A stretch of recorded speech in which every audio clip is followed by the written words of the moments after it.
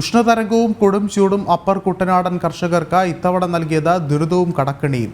കൊയ്ത നെല്ലിൽ ഭൂരിഭാഗവും പതിരായതിനാൽ മുടക്കുമുതൽ പോലും കർഷകർക്ക് ലഭിച്ചിട്ടില്ല.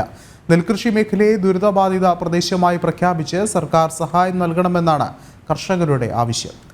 കൂടുതൽ വിവരങ്ങളുമായി സുധീഷ് ഗോപാൽ ചേർന്നുണ്ട്. സുധീഷ്, മഴക്കാലമായാലും വേനൽക്കാലമായാലും ഏറ്റവും കൂടുതൽ ദുരിതം അനുഭവിക്കുന്നത് കുട്ടനാട്ടിലെ കർഷകർ തന്നെയല്ലേ?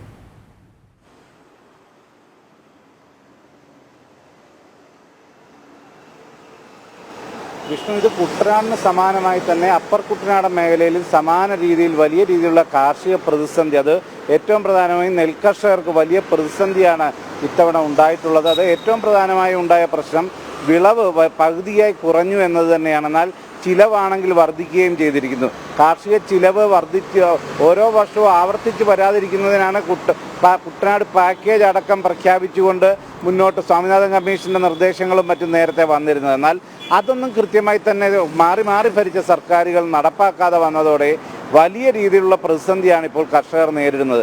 ഇത്തവണ ഇപ്പോൾ ചെന്നിത്തല എന്ന് പറഞ്ഞ അപ്പർ കുട്ടനാടൻ ഗ്രാമമാണ് ചെന്നിത്തലയിലെ വിവിധ പാടശേഖരങ്ങൾ നെല്ലുകൾ കെട്ടിക്കിടക്കുന്നു. അതോടൊപ്പം തന്നെ കൊയ്ത്ത് പൂർണ്ണമായും നടത്താതെ കർഷകർ പിന്നോട്ട് മാറുന്ന ഒരു സാഹചര്യമാണ്. കാരണം ഇനിയും കൊയ്ത നെല്ല് കരയ്ക്കെത്തിച്ച് വിറ്റാൽ തന്നെയും അതും നഷ്ടമാകും എന്നത് കണക്കാക്കിയാണ് ഇപ്പോൾ കർഷകർ കൊയ്ത്തിൽ നിന്ന് പോലും പിന്മാറുന്നത്. അതായത് ഒരു ഏക്കറിൽ നിന്നും കിട്ടേണ്ട നെല്ല് പകുതിയായി കുറഞ്ഞിരിക്കുന്നു. ഇപ്പോൾ ഒരു ഏക്കർ പാടശേഖരത്തിൽ നിന്ന് കിട്ടേണ്ട നെല്ലിൻ്റെ അളവ് കുറയുമ്പോൾ അത് കൊയ്തെടുക്കുന്നതിനുള്ള ചിലവ് വർദ്ധിക്കുകയാണ്. ഈ പാടശേഖരത്തിലേക്ക് കൃത്യമായ വഴികൾ പോലുമില്ല. അതുകൊണ്ട് തന്നെ കൊയ്ത്തന്ത്രവും മറ്റും അവിടെ എത്തിക്കുന്നതിന് തന്നെ 1 ലക്ഷം രൂപയോളം ചിലവ് വരും. അങ്ങനെ എത്തിച്ച് കൊയ്ത് കഴിഞ്ഞാൽ നെല്ലിൻ്റെ മേന്മ കുറവ് എന്ന് പറഞ്ഞ് 20 കിലോ വരെയാണ് 1 ക്വിൻ്റൽ നെല്ലിന് കുറവ് വരുത്തുന്നത്. അതായത് 100 കിലോ നെല്ല് കൊടുത്താലും 80 കിലോയുടെ വില മാത്രമാണ് കർഷകന് ലഭിക്കുന്നത്. ഈ രീതിയിൽ പ്രതിസന്ധികൾ ഉണ്ടാകുന്നു. 3600 ക്വിൻ്റൽ നെല്ല് കിട്ടിയിരുന്ന